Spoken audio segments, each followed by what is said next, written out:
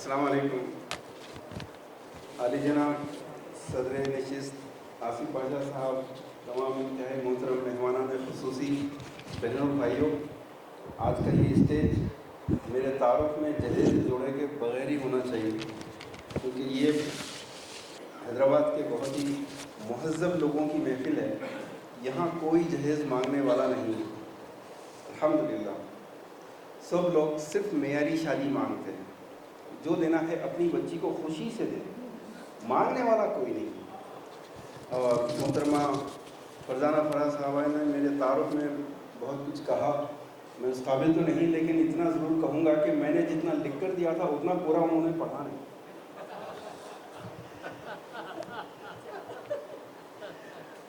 دوستو ایک مضمون، یہ مضمون تو نہیں ہے، میں مضمون لکھتا نہیں ہوں، میں صرف جملے لکھتا ہوں. اس لیے آپ سے درخواست ہے کہ میرا معاوضہ ادا کرنے کے لیے مضمون کے پورے ختم ہونے کا انتظار نہ کریں. ہر جملے کی پیمنٹ اسی وقت کر دیجیے پلیز. تالیوں کے ذریعے اگر طنز اچھا لگے تو تالیوں کے ذریعے، اگر مزاح اچھا لگے تو خیخوں کے ذریعے، اور خیخے لگاتے رہنا چاہیے، کیونکہ تقریباً لوگ شادی شدہ ہیں. پتہ نہیں لاسٹ ٹائم کب ہنسے تھے آپ، آج دل کھول کر ہنسیے گا. تو پیش کرتا ہوں.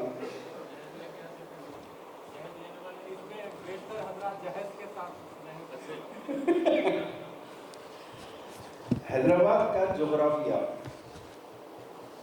حیدرآباد تو آج بھی وہی ہے جس کی محمد قلی قطب شاہ نے بنیاد رکھی تھی، لیکن حیدرآباد میں حیدرآبادی نہیں رہے. اب یہ امریکہ بن گیا ہے. یعنی جس طرح امریکہ میں ہر دوسرا آدمی کسی اور ملک سے آیا ہوا گورا یا کالا یا سانولا یا چپٹا ہوتا ہے، اسی طرح اب حیدرآباد میں ہر دوسرا آدمی آندھرا یا یو پی یا بہار یا صومالیہ وغیرہ کا ملتا ہے.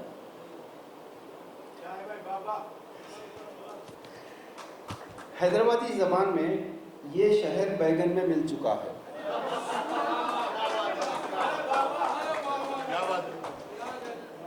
اگر اصلی حیدرآبادی کو دیکھنا ہو تو آپ کو پرانے شہر چلنا پڑے گا.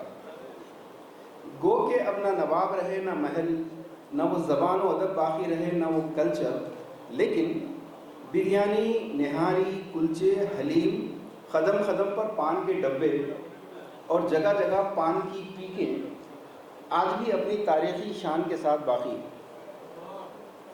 البتہ وہ ہوٹلیں نہیں رہیں جہاں آج کے بڑی بڑی کاروں میں گھومنے والے کبھی بے روزگاری کے زمانے میں ایک چائے میں آدھی آدھی کر کے گھنٹوں محمد رفیع اور کشور کمار کو سنتے تھے. اور نہ وہ چائے رہی نہ اس چائے کی مقدار. اب تو پیپر کپ میں جتنی چائے ملتی ہے، میں انتظامیہ پر کوئی تنقید نہیں کر رہا ہوں، اب تو پیپر کپ میں جتنی چائے ملتی ہے اسے دیکھ کر علامہ اقبال کا یہ شعر یاد آتا ہے کہ جتنی ہم چھوڑ دیا کرتے تھے پیمانے میں، اب تو اتنی بھی میسر نہیں تیرے میخانے میں. آئیے چار مینار چلتے ہیں. کبھی یہ شہر کے بیچوں بیچ ہوا کرتا تھا، لیکن نئی نئی بستیوں نے چار مینار کو کھسکاتے کھسکاتے کونے میں کر دیا. اگر ہائیڈرا اسی طرح ایمانداری سے 2-4 سال اور کام کر لے اور تالابوں کی زمینوں کے ساتھ ساتھ اوقاف کی زمینوں کو بھی صاف کر دے تو ہو سکتا ہے چار مینار دوبارہ اپنے مرکزی مقام پر آ جائے.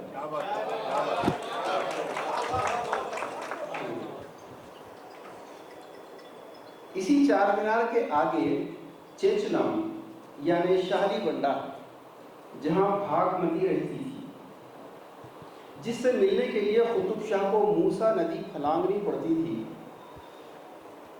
اس نے گولکنڈہ اور پرانے شہر کے درمیان اپنی ہونے والی بیوی سے ملنے کے لیے ایک پل بنا دیا، جسے آج ہم پرانا پل کہتے ہیں. بھاگمتیاں تو آج بھی ہیں، لیکن ان سے آ کر ملنے کے لیے آج کے قلی قطب شاہ پل نہیں بناتے بلکہ جہیز میں کار مانگتے ہیں. ہاں، قطب شاہی دور کے کچرے کے ڈھیر، نالیاں اور گڑھے آج بھی چار مینار سی ہی آب و تاب کے ساتھ موجود ہیں. مگر وہ سڑکیں نہیں رہیں۔ سڑک کے دونوں جانب کاروں کی ڈبل پارکنگ کی وجہ سے سڑکیں پتلی گلیوں میں تبدیل ہو چکی ہیں۔ بعض گلیاں تو اتنی تنگ ہیں کہ بقول مشتاق احمد یوسفی اگر ایک عورت اور مرد مخالف سمت میں ایک دوسرے کو کراس کریں تو درمیان میں صرف نکاح کا فاصلہ باقی رہتا ہے۔ یہی وجہ ہے کہ ہم نئے شہر کو حیدرآباد نہیں مانتے۔ چار مینار کے ایک طرف لاڑا بازار ہے۔ یہ عورتوں کی چوڑیوں کی وجہ سے بہت مشہور ہے۔ بعض منچلے عاشق مزاجوں نے چوڑیاں پہنانے کا پیشہ اختیار کر لیا، اور بعض منچلی عاشق مزاجیاں بھی ان کے ہاتھوں سے چوڑیاں پہننے پہنچ جاتی ہیں، اور بقول یونس بٹ کے کہہ دیتی ہیں کہ اگر تم نے 1 گھنٹے میں میرا ہاتھ نہ چھوڑا تو میں پولیس کو بلوا لوں گی۔ 1 گھنٹے۔ اسی لاڑ بازار کے آگے چوک ہے۔ چوک کبھی اردو کا چوکیدار ہوا کرتا تھا۔ وہ چوکیدار نہیں جو آپ کے ذہن میں چوکیدار کے ساتھ ہی تصویر آ رہی، وہ چوکیدار ہوا۔ چوک کبھی اردو کا چوکیدار ہوا کرتا تھا۔ اس نے اردو کی بڑی خدمت کی۔ ایک دور تھا کہ اردو کی وہ نادر کتابیں جو کہیں نہیں مل سکتی چوک میں مل جاتی تھی۔ کئی پوتے اپنے دادا کی نادر کتابیں چوری کر کے یہاں فروخت کرتے اور مارننگ شو کے پیسے نکال لیتے۔ لیکن دادا جان کے دنیا سے گزرنے کے ساتھ ہی اردو بھی ہندوستان سے گزر گئی۔ نہ بانگے درا رہی نہ مسدس حالی۔ چوک اردو کی کتابوں کا قبرستان بن گیا۔ کچھ سال یہ ویران رہا، پھر ان دکانوں پر مچھلی والوں، انڈے والوں یا پھر اسکول کی کتابیں فروخت کرنے والوں نے گرابنگ کر لی۔ گرابنگ حیدرآباد کا ایک عظیم معتبر پیشہ ہے۔ یہاں نوجوان اب ڈاکٹری یا انجینئرنگ کرنے کی نہیں سوچتے بلکہ گرابنگ کا کورس کرتے ہیں۔ اس میں جو میٹرک کر لے وہ قبروں اور فٹ پاتھوں کی گرابنگ کرتا ہے، جو گریجویشن کر لے وہ پلاٹوں اور مکانوں کی گرابنگ کرتا ہے، اور جو پی ایچ ڈی کر لے وہ اوقاف کی زمینیں گراب کرنے کے لیے کوالیفائی کر لیتا ہے۔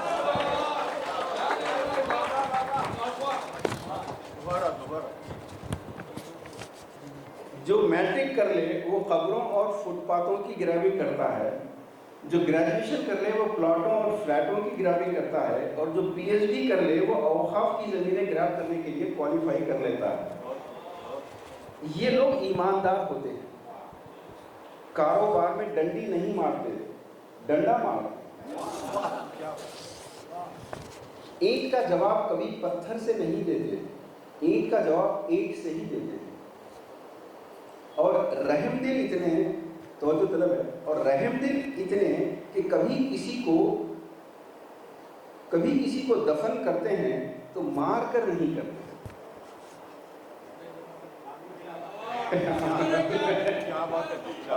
اب پہنچ آئیے۔ یہ لوگ قوم کے صحیح خدمت گزار ہیں، اپنی ذات پر کچھ خرچ نہیں کرتے بلکہ قوم پر خرچ کرتے ہیں۔ وہ اس طرح سے کہ اپنے گھر کی شادیوں یا سالگرہوں وغیرہ میں کروڑوں روپیہ خرچ کر کے بے شمار باورچیوں، ویڈیوگرافرز اور کیمرہ مینوں کی روزگار پیدا کرتے ہیں۔ یہ اور بات ہے کہ عام آدمی ان کی نقل کرنے پر مجبور ہو جاتا ہے اور بالآخر اپنا گھر فروخت کرتا ہے۔ شکریہ۔ چار مینار سے سیدھے آگے چلیں تو فلک نما پیلیس نظر آئے گا۔ یہ پائیگا فیملی نے بنایا تھا، لیکن اس محل کا مقصد کیا ہے ان کی سمجھ میں نہ آیا، چنانچہ انہوں نے اس کو نواب میر محبوب علی خان کو تحفے میں دے دیا۔ ان کے بھی سمجھ میں نہ آیا کہ کون سی بیوی کو اس محل میں رکھیں۔ اس سے پہلے کہ نظام کوئی فیصلہ کرتے، حیدرآباد لٹ گیا، اور بھاگتے بھوت کی لنگوٹی کے طور پر فلک نما مکرم جاں بہادر کی بیوی پرنسس اسرا کے ہاتھ آیا، اور انہوں نے اسے رتن ٹاٹا کے حوالے کر دیا، اور رتن ٹاٹا نے اسے ہوٹل میں تبدیل کر دیا تاکہ جو لوگ اپنی بیویوں سے اوب گئے ہیں وہ یہاں آئیں اور ایک نئی دنیا کے مزے لوٹیں۔ فلک نما بنوانے میں جن لوگوں کی دولت لگی تھی ان کی نسلیں آج فلک نما کو دیکھ کر یہی سوچتی ہوں گی کہ قدرت کی بھی یہ کیا ستم ظریفی ہے کہ دولت کسی کو دی اور اس دولت کو صحیح استعمال کرنے کی عقل کسی اور کو دی۔ فلک نما کے بعد خلیجی ممالک کا سلسلہ شروع ہوتا ہے، یعنی یونائٹڈ اسٹیٹس آف بارکس۔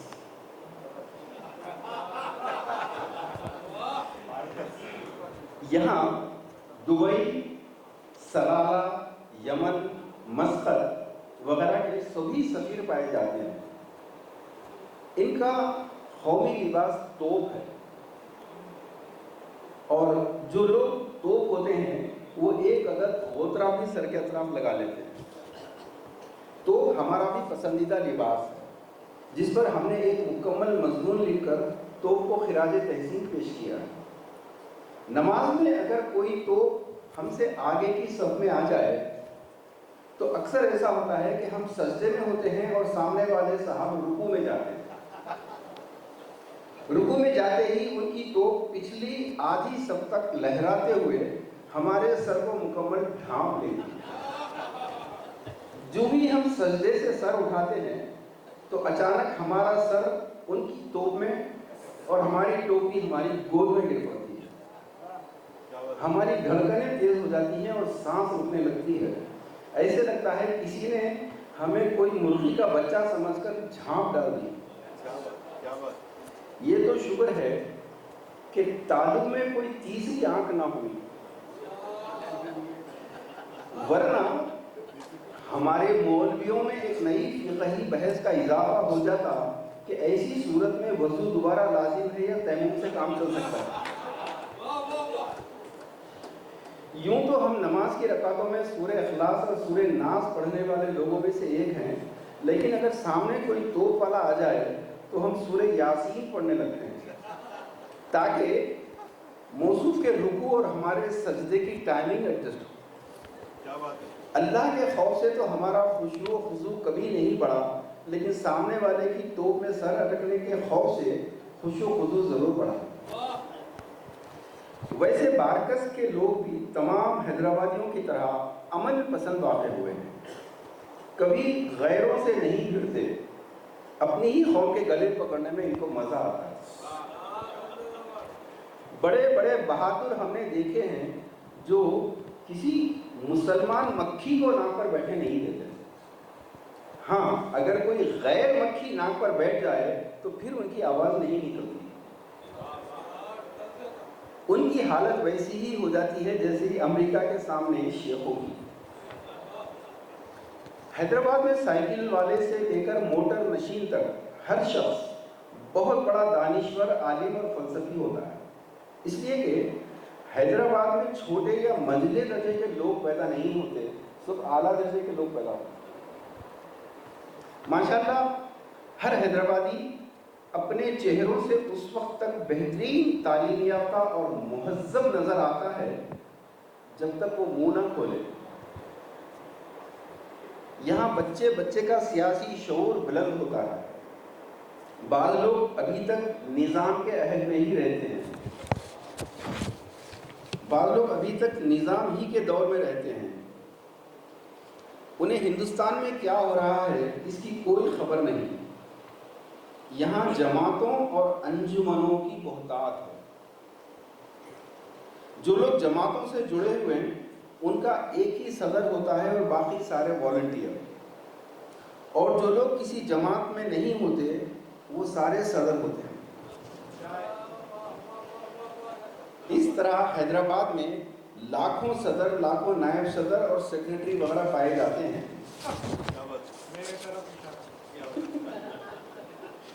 یہ محمد علی رفعت صاحب نہیں ہیں تو ان کی جگہ خار گزار صدر۔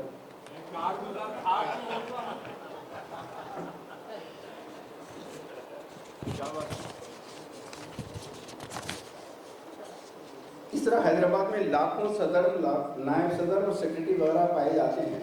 باقی جو بچ جاتے ہیں انہیں بھی کوئی نہ کوئی شعبہ دے دیا جاتا ہے تاکہ ان کے صدارت کے ارمان کو ٹھیس نہ پہنچے۔ کئی صدر ایسے بھی ہیں جن کی جماعت میں کارکنوں کی تعداد بشمول خود صدر صاحب کے ایک ہوتی ہے۔ یہ الیکشن میں کھڑے ہوں تو بلا مقابلہ بھی ہار سکتے ہیں، بلا مقابلہ بھی ہار سکتے ہیں۔ اسی لیے کوئی نیشنل پارٹی، جناب مسرور شاہجہاں پوری صاحب کا استقبال ہے، آپ فلائٹ ایئرپورٹ سے سیدھے یہاں پہنچ تشریف لائے ہیں۔ تو کئی صدر ایسے بھی ہوتے ہیں جن کی جماعت میں کارکنوں کی تعداد بشمول صدر صاحب کے پوری ایک ہوتی ہے۔ یہ الیکشن میں بلا مقابلہ بھی کھڑے ہوں تو ہار سکتے ہیں، اسی لیے کوئی نیشنل پارٹی ان کو کھڑا نہیں کرتی بلکہ خدموں میں جگہ دے دیتی، بعض کو تو خدموں میں لیٹنے کی بھی جگہ دیتی، جس کو جہاں جگہ مل جائے وہ اس علاقے کا لیڈر بن جاتا۔ حکومت اگر فیملی پلاننگ کی طرح لیڈروں کی بھی پلاننگ کرے اور سختی سے نسل بندی نافذ کرے تو خوشحال خاندان کی طرح ایک خوشحال ملک خود بخود وجود میں آ جائے گا۔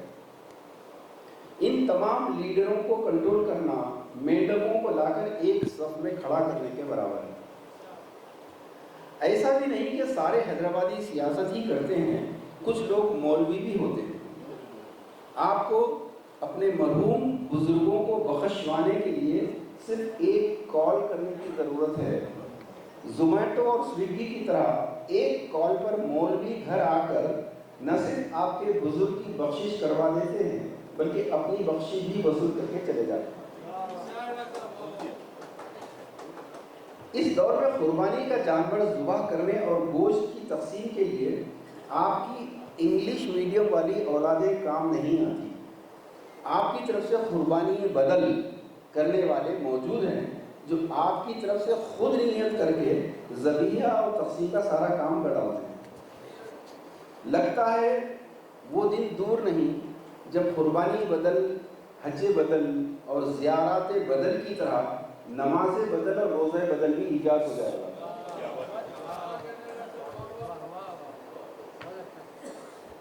ہم کو کسی ایسے شخص کی تلاش ہے جو ہماری طرف سے جہاد بدل کر سکے۔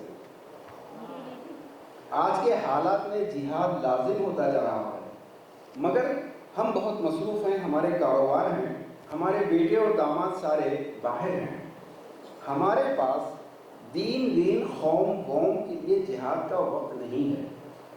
ہم چاہتے ہیں کہ حیدرآباد کی 20 لاکھ کی مسلمان آبادی میں سے صرف ایک آدمی ہماری طرف سے جہاد کے لیے نکلے، ہم اسے منہ مانگی رقم دینے تیار ہیں، لیکن خیرات، چندہ یا قرضہ لینے کے لیے پورے 20 لاکھ تیار ہیں، لیکن جہاد کے لیے نکلنے کے لیے ایک بھی نہیں۔ شاید دلوں میں لو جہاد کے انجام کا خوف۔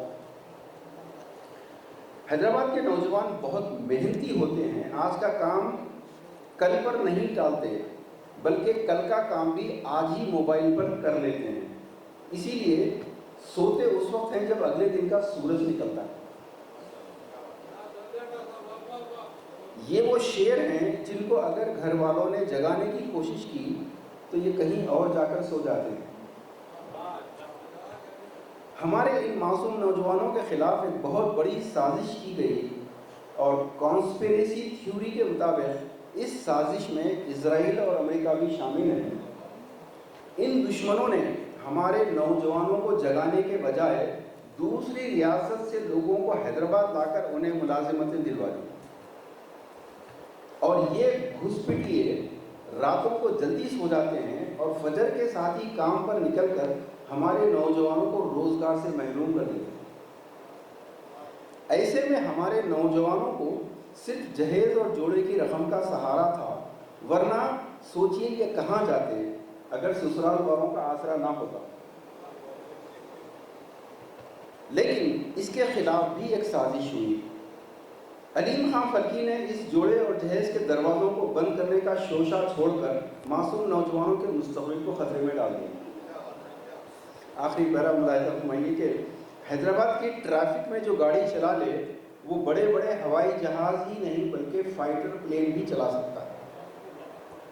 ہم نے سعودی عرب میں دیکھا ہے کہ جب نیا نیا پیٹرول نکلا تھا اور سعودی شہری نئی نئی کاریں خرید کر ان کاروں کو اونٹوں اور خچروں ہی کی طرح ہانکتے تھے، سڑکوں پر ان کی بدتمیزیاں دیکھ کر بہت افسوس ہوتا تھا۔ لیکن جب سے ہم انڈیا آ گئے اور سڑکوں پر اپنی قوم کی حرکتیں دیکھنے لگے تو ہم نے سعودیوں کی تمام بدتمیزیاں اور بےہودگیوں کو معاف کر دیا۔ ہاں، جب سے برقعے والیاں بھی بائکس چلانے لگی ہیں اور جنگل کی ہرنیوں کی طرح کر ادائیاں دکھاتے ہوئے بڑی مہارت سے ریڈ سگنل توڑنے لگی ہیں تو حیدرآباد کی ٹریفک کی رونق بڑھ گئی۔ بہت بہت شکریہ۔